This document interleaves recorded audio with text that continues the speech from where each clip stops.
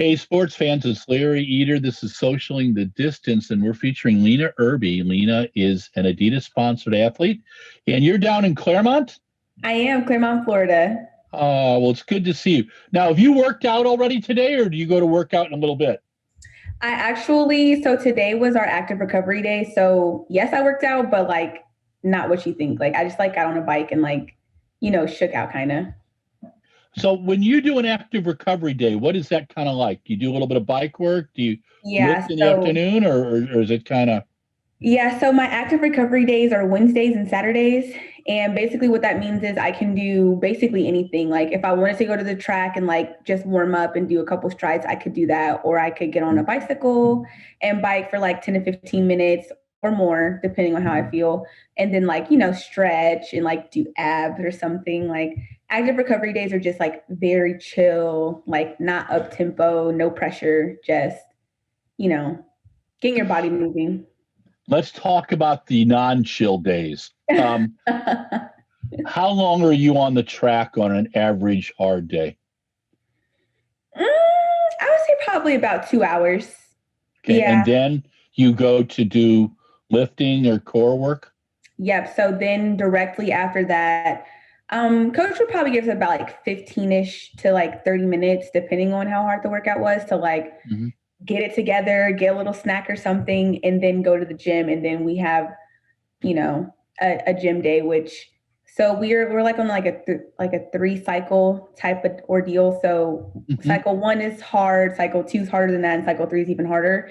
And that usually matches with the gym. So right now we're in like cycle 2. So yesterday was harder than Yeah. last Tuesday. And then we go to the gym and we do something probably not like easy or light, but pretty heavy. What was your workout yesterday? Can you tell me what your workout was yesterday? Yeah, so yesterday we did a 420 and a 250 and then some 120s. And they were kind of fast. Yeah. But we're just really getting ready for this season and I'm excited to see where it goes. Coach is excited to see where it goes. We had a little bit of a showing at New Balance and I was really Hmm. happy with the results there. So Yeah, 35.99. yeah. What did you think of that track? It was fast. It was actually Yeah, pretty fast. yeah. And it was really pretty. There was like huge windows that kind of looked out onto the water. It was so pretty. Yeah, it's Um, a gorgeous place. Now you've competed at the Reggie too, right? Up in Boston. Have you run in the Boston? no, I think No? the only other track meet I've ran is like um in on the East Coast was at New Balance in like high school at the Armory. Okay. Yeah. So I went back to the old days, because you've been around for so long. And when you were 12, you ran a 54:57. hmm So how old were you when you started in track and field? I started running track when I was 9. Um, Wow. yeah, so actually like the story on that's so crazy. So my brother was actually playing basketball Uh-huh. and the coaches would just like come late sometimes, so like the kids were just there. And the I saw the boys like racing up and down the court waiting for coaches, and I was like, "Mom, can I go race with the boys?" And she was like, "Yeah, go ahead." So I'm like out there like racing the boys, and like every time I beat them, they're like, "Well, I wasn't going my fastest, I wasn't going my hardest." And then by the end of the story, I actually was running with a cast on my arm because I had broken my arm Wow. before that. So I was beating the boys with a cast on my arm, and Wow. my high school coach, well, my club coach, I guess, saw me and was like, "Hey, is she in track? If she isn't, she should do it. Like, she just has natural talent." Yeah. So, you know, a very short story later, I was running track. Um, when you were in high school, your senior year, you won the 100, 200, and 400. hmm So you were a very talented high school athlete. Did you enjoy running in high school? I did. I had fun. Yeah. So 12-time state champion. I won my freshman, sophomore, junior, and senior year in the 1, 2, and the 4. Wow, that's Yeah. so cool. Thank you. And I did have fun. And I especially had fun too, though. I think my sophomore year, yeah, my sophomore year was probably the first time we started wanting to go like do bigger outer meets. Like trying to make a world team or like going to New Balance meets and stuff like that. Because before then, we didn't really know. All we knew was AAU and USATF, like Junior Olympics, and that was, the end of it. But as you get older, you realize that there's like world junior teams and world youth teams that you can make, and the season doesn't have to stop at Junior Olympics or USATF, So by the time we got into those meets, it was really, really fun because it was like I got to travel. I love traveling. And cool. I got to see a broader, well, not even broader, but like just a bigger spectrum of competition. Were you in a small town in Indiana, or where are you from exactly? Indianapolis, the city. Oh, okay, sure. Yeah. Okay. So I'm like, I live like 15 minutes from the city. I'm like right in the outskirts of it. Okay. When you were in high school, what was your favorite event? I don't know. Like at every level that I've been at, I like all of them equally at some point because like as you do the 400, you only get better at it. You know what I mean? So sure. Yeah. I like the 400 once I'm comfortable in it. And the same thing for the 200 because it feels like a nice break from the 4. I get to, be fast. And then in the 100, I mean, it's just a straighter way. Well, I've got you down at 11:27 in the 100, 22:5 in the 200, 49:8, and that is smoking in the 400. What's your favorite event now? Do you have a favorite event now, or are you still kind of like enjoy all of them and kind of discovering more about each event right now? My fastest time in the 200 is 22:25. Ooh, okay. Then I got to get my records caught up. That's one of those senior moments. At SEC's my freshman year at Georgia. Cool. Yeah. Talk to me about the difference between being a high school athlete and a college athlete. I didn't lift weights in high school. So when I got to Georgia and we incorporated weights, that was definitely like probably a game changer for me. In high school, we did a lot of like body weights and resistance bands. So they still kept me strong, but they never piled like weights on. And I think that was really good. Like it allowed me to just grow naturally. And then by the time I got to college, you stop growing up, you start to grow out. So they just made me stronger and more powerful, which was probably like the missing key and why I was able to continue to progress. Why did you decide to go pro? Yeah, so after my freshman year at Georgia, I had the opportunity to come back and train with them for a little bit longer. After spring break, me and my mom sat down and talked, and I finally felt like I was mature enough to be able to leave Georgia and go pro. Like I felt like mentally I was in the right headspace to make that decision for myself. Career-wise, I felt like I was in a really good position. Shoe companies, they weren't afraid, to put their offers out there for me.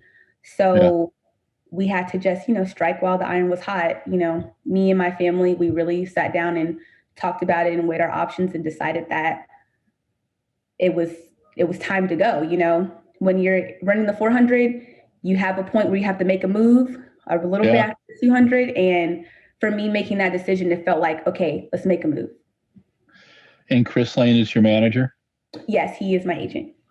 Yeah, he's a good guy. I really like Chris a lot. You're with a very good person. Thank you. And you've been with Lance now for how long? I think about 2 years now.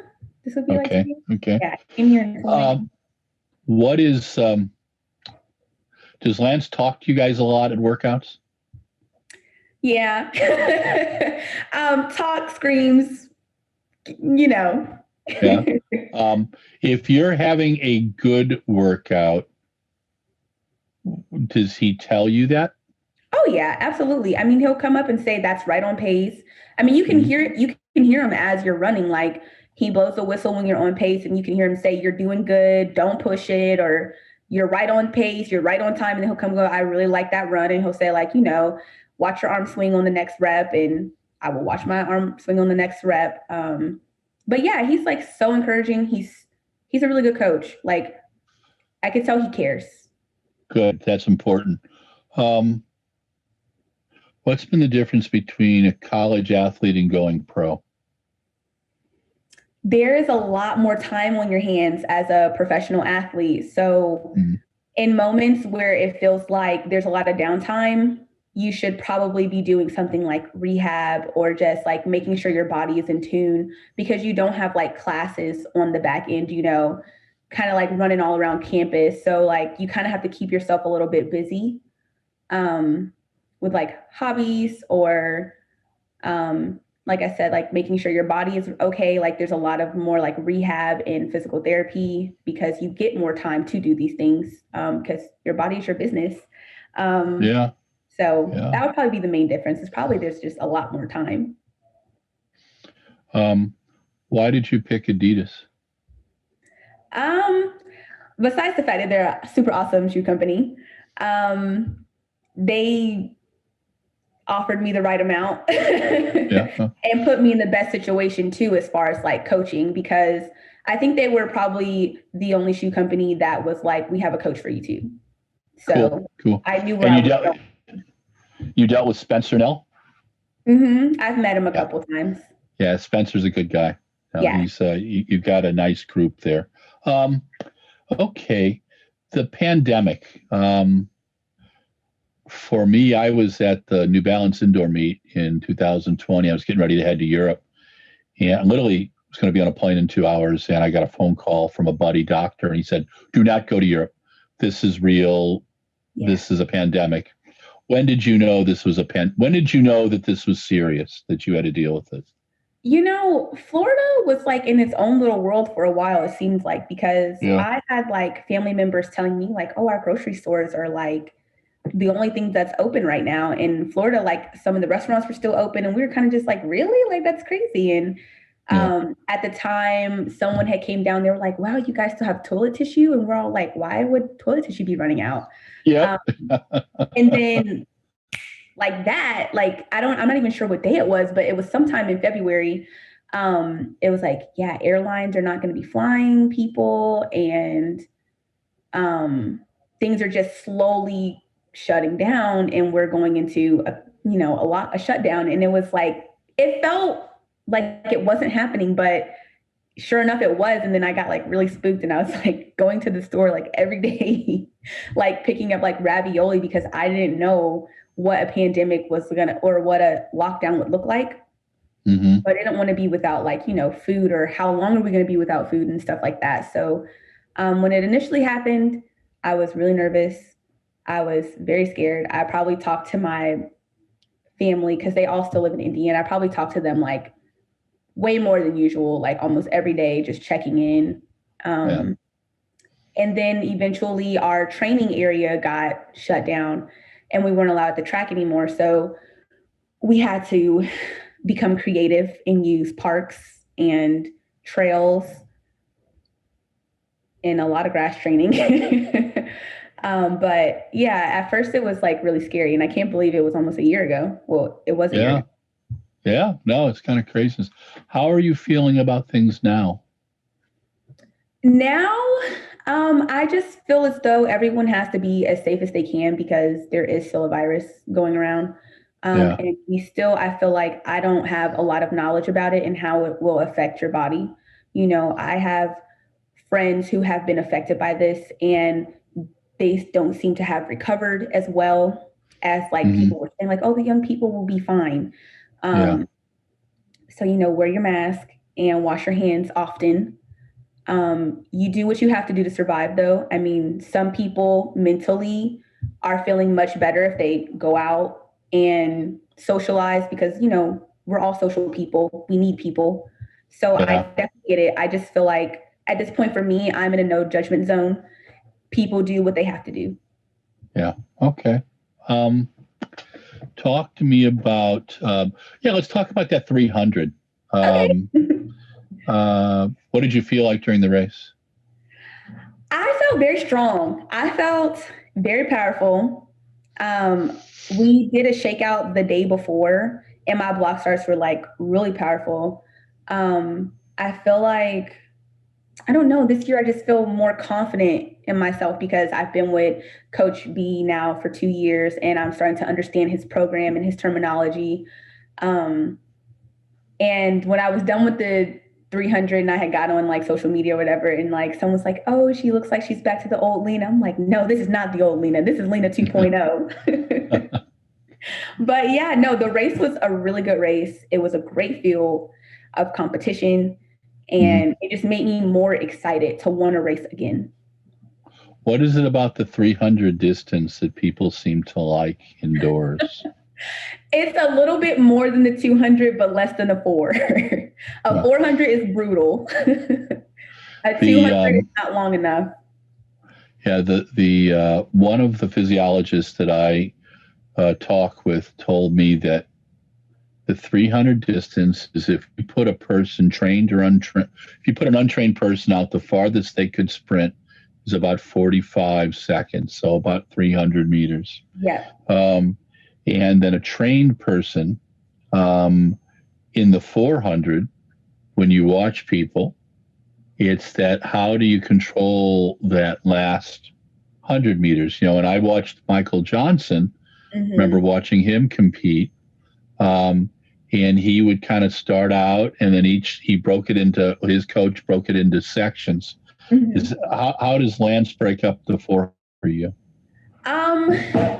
He breaks it up like in a way where if I get out, because I am like a pretty fast 400-meter runner, you know, I can run 11.2 in the 100. So the first couple meters of the race is used for like a lot of power, and it's going to be quick.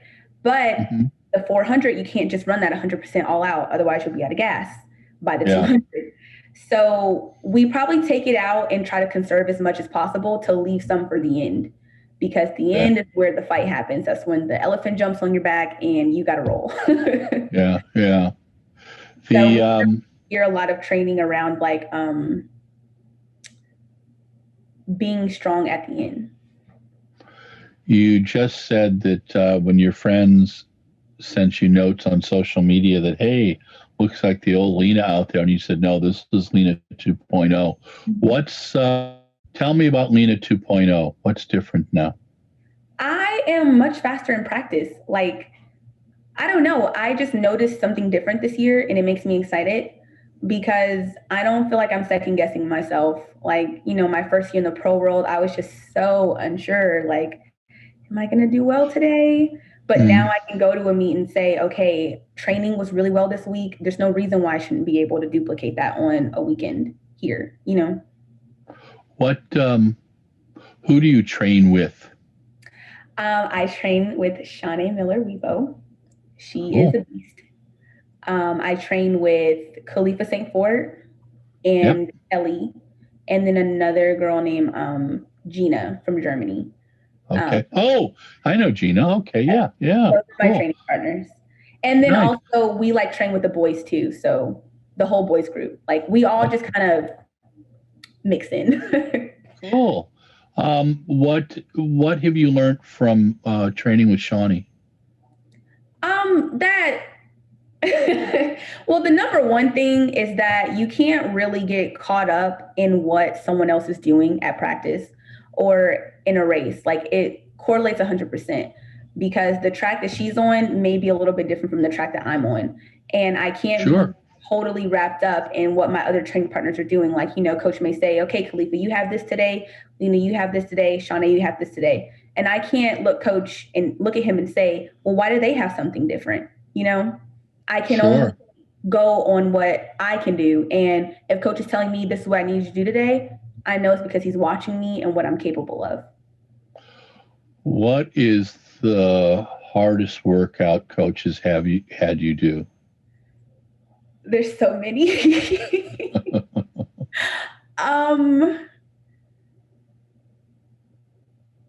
Well, let's try this one.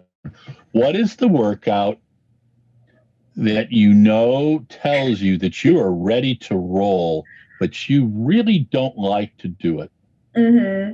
Probably like a 4:20, 3:20 workout, because it's going to have to be fast.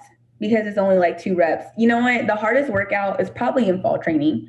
We did like a 500 and then we did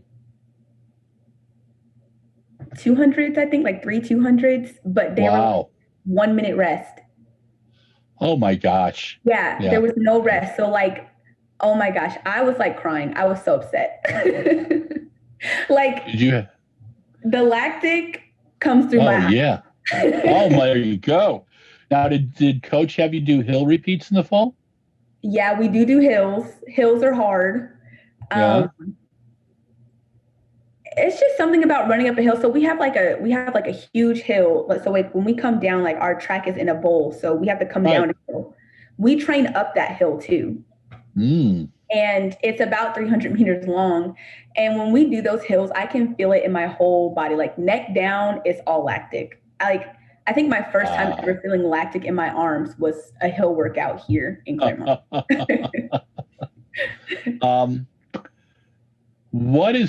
Talk to me about the 200.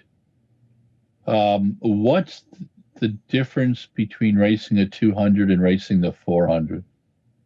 The 400, I get to think a little bit. The 200, I don't think. I just run. You just have to get out really well and sprint. Talk to me about the 100. What do you like about the 100 meters? I like that it's extremely short. It's way shorter than a 4. Okay. And then, I don't know. It feels more fun, but I guess the main reason I wouldn't like the 100 is because it's over too quick. Because like, my block starts in the past have not been the greatest. So I usually have to play catch up. And that race is so short that, you just make up the ground that you can. What do you like running relays? I do. Okay. I enjoy the relays. Do you like doing the 4x1 as well as the 4x4? I do. Yeah. No. I prefer being second leg because it feels like the longest leg to me. But I've also anchored. I anchored at a Pan Am's in 2019. I anchored the 4x1 there. And it was fun. I was so nervous. I was like, I don't want to be the one to get caught. I want to be the one that does the catching. The 4x4, I prefer last leg. It's just fun. But I can run any leg. Except for first leg. Please do not put me on first leg. Did you ever do hurdles races? No. And I begged my high school coach to let me do like 300 hurdles. But she was just like, I don't want to be responsible for if you were to get hurt. So she was like, if you want to try hurdles, do that in college. Did you know in high school that you wanted to be a pro athlete? I did. I remember my very first like newspaper article. I think it was like 6th grade or 7th grade with David Woods. He's still like a longtime family friend. And I was just reading it the other day. It's crazy you asked me that. And in the interview, I said that my ultimate goal is to become a professional athlete. So I was like, wow, like I was so young and now here I am like living my dreams. So, it makes me proud of myself, like going back and looking at that, like 12-year-old Lynna would be so happy. That's cool. We get to see you compete through 2028? Oh, yeah, absolutely. God willing, of course. Sure. Your family, what do they think about your running? They're super track fans. I would probably put my grandma at number 1. She knows all things track related. Like, wow, that's cool. That's totally she knows cool. things before I know this thing. Like, she'll be like, "So, are you running at this meet?" And I'm like, "How did you hear about that?" Like, she really track is like her hobby. Like, she loves it. And then of course my grandfather, like, he has like a little Lynna button. Like, yeah. And then my mom, number 1 fan. Also, like. No, my family, they're awesome. They all love track. Like, even my aunts who don't live in like Indiana, they live in Georgia. Like, they've gone overseas. I think my first overseas meet was Cali, Columbia, the World Youth Team, and my aunt came. Like, they love track. Tell me about Cali, Columbia. What was that experience like? Oh my gosh, that experience was a special one that I hold very close to my heart. Because that summer I was just like plateaued at 54. Like I could not break 54. And then we went to Chicago and I ran 53.3 to make the team. And I was like so happy. Like, oh my gosh, I finally broke 54. And then I had to make a choice between the 100 and the 400 because I made it on that team in both. But the way the schedule was, it would conflict. And I chose the 400, and my coach was surprised that I actually chose the 4. And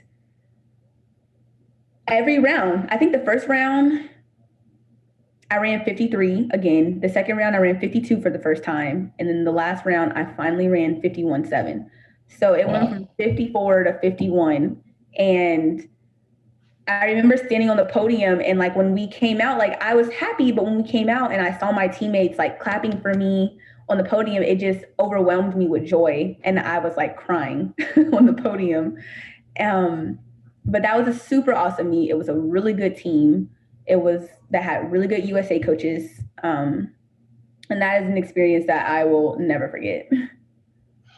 What's the difference between running a slow 400 and a fast 400? The difference? Running a slow 400, like you mean like in a competition or like in practice? In a competition. I mean, can you tell the difference when you're going slow and you're going fast? Yeah, I think when I'm slower, I feel more flat. And I also feel like I'm trying, like I'm pushing. Like when I'm running slow, I'm trying too hard. But when I run comfortable, fast, and confident, I can feel that it like, for example, when I ran prelim CAs my freshman year and I ran 50.1, that was the most controlled, most loose and confident I ever felt. Like it felt easy to run that. Okay. And so when I crossed the finish line, I was like, wow, like that was good. So yeah, when I'm running a fast 400, it almost feels kind of easy. Do you have a sports psychologist? I do. I do actually. And they help a ton. That's cool. That's cool. What about a sports nutritionist?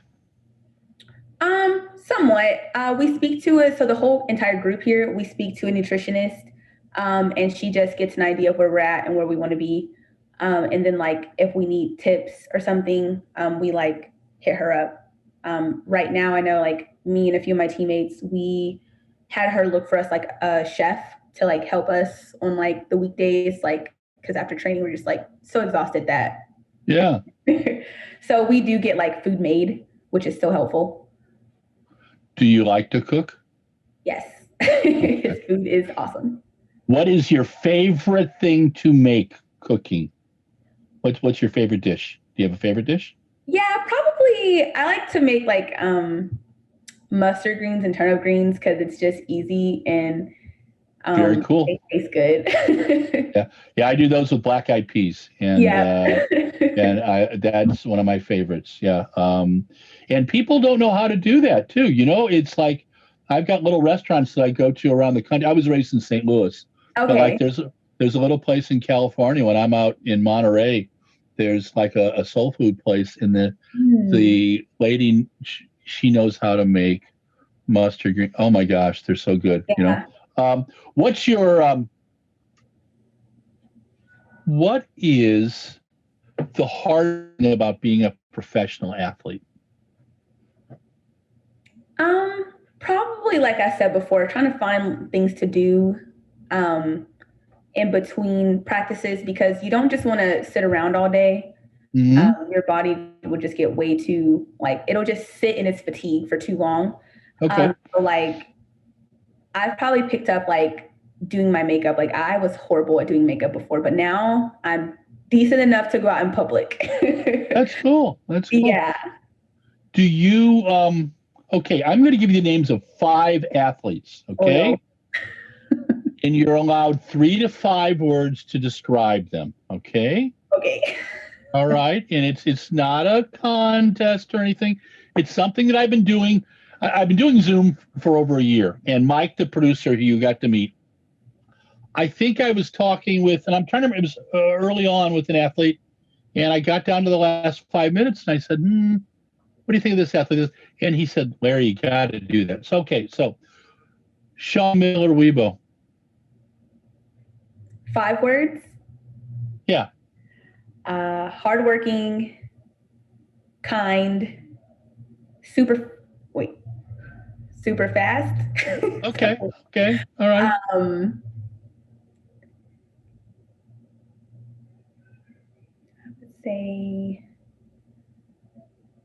I think that's it. Okay, cool. Allison Felix. Inspirational. Obviously hardworking. A mommy. Legendary. And yeah. Okay. All right. Here's the third one.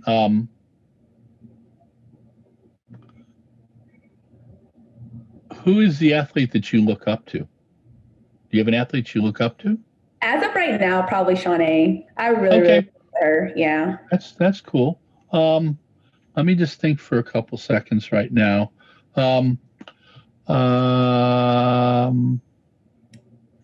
Florence Griffith Joyner. Do you know anything about her? Yeah. Hojo? Fashionable. Okay. Freaky fast. Diva. Trailblazer. Okay. Do you have an athlete that, is there a woman athlete that you compete with that you think that most people don't know about and should get a little more respect? Anybody that you compete with?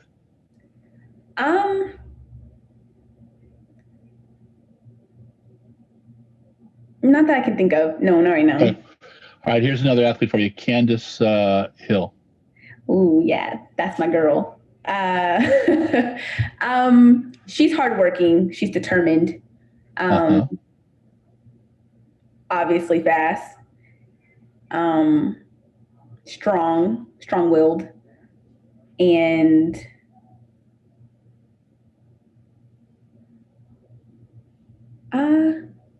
I know this is 2 words, but a bright future, definitely. Cool, that's awesome. Sydney McLaughlin. She's motivational as well. Mm-hmm. She's super kind, God-fearing.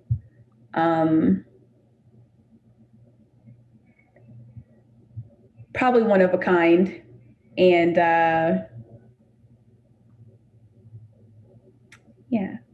Cool. Gabby Thomas. All these fast girls. From what I can tell, she's extremely smart. I know that she's studying right now. We follow each other on social media. So she's very intelligent, also very fast. I respect her. Cool. So you work out with Gina. Did she tell you what it was like to train in Germany? Does she really enjoy being in Florida and stuff like that? Yeah, she said that it was hard for this past pandemic. Like she had to travel 2 hours to maybe an hour for just training. Yeah. Wow. Mm-hmm. Wow. So she is happy to be back.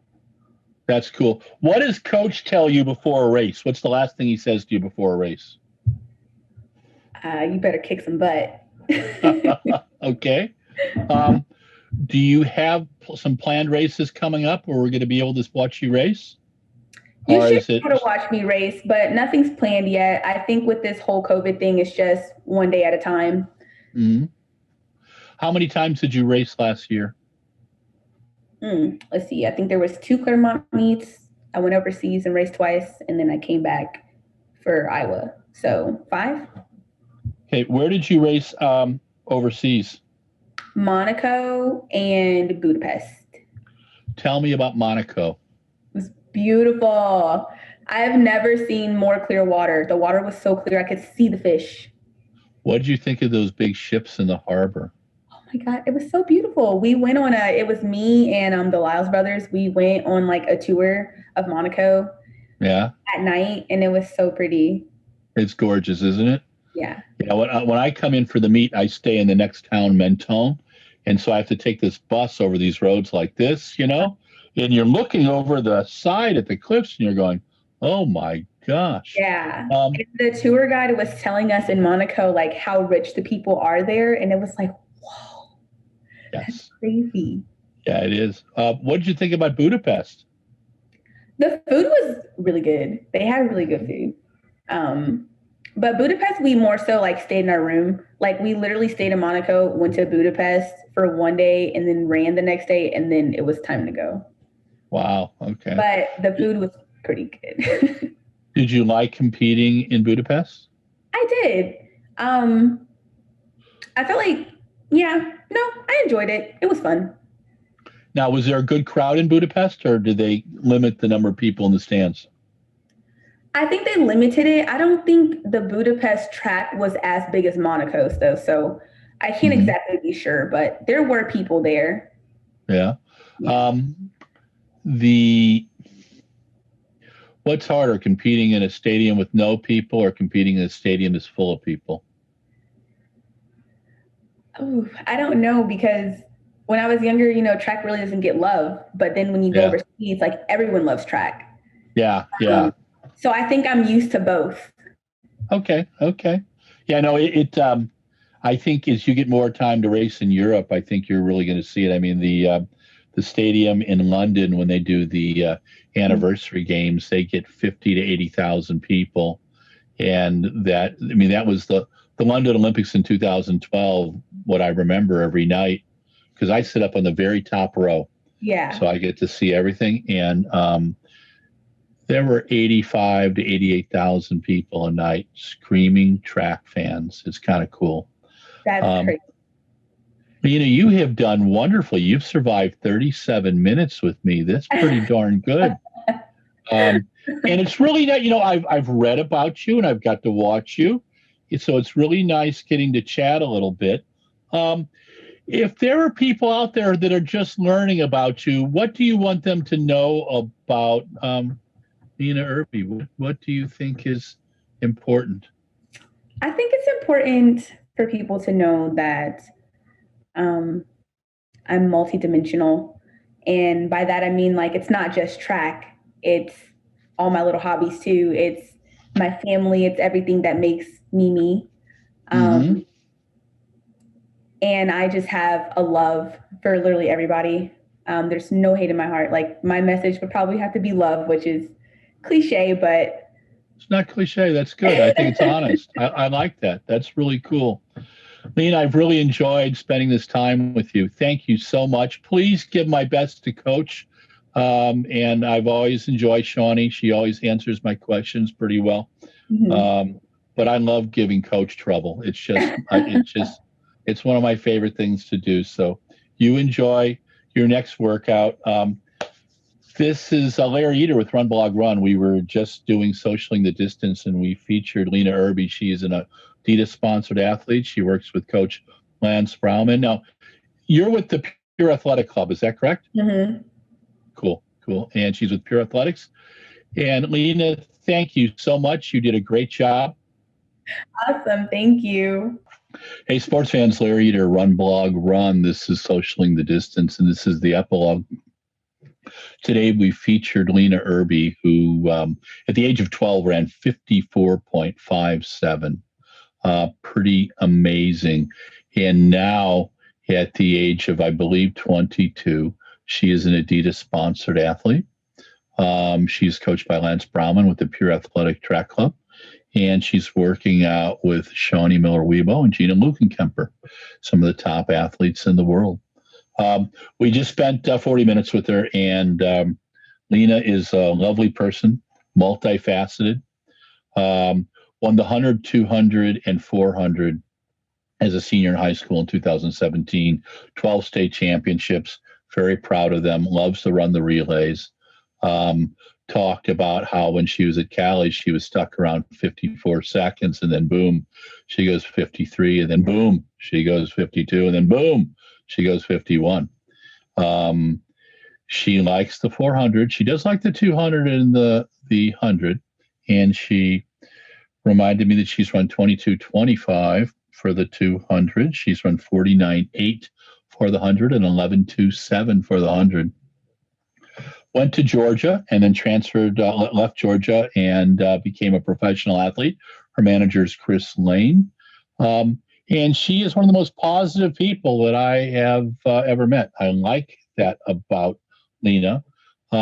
She loves her family. Family's very supportive. She said her grandma is a total track hound and knows stuff before Lynna does, which is kind of fun to hear your grandparents really into that stuff. I think that's really cool.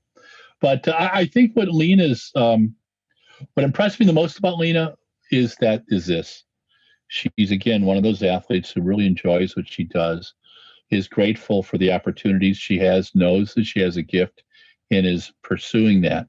But she's another example of why we love the sport. There's just some great athletes in track and field. And, Lance Brauman's got a wonderful group down at Pure Athletics.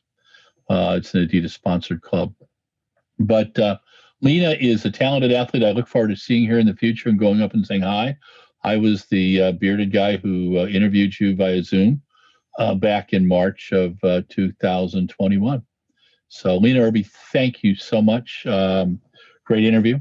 And this is Larry Eder with RunBlogRun. We're socialing the distance. We featured Lynna Irby today. She's an Adidas-sponsored athlete, one of that next generation of stars. And we're pretty excited about interviewing her today.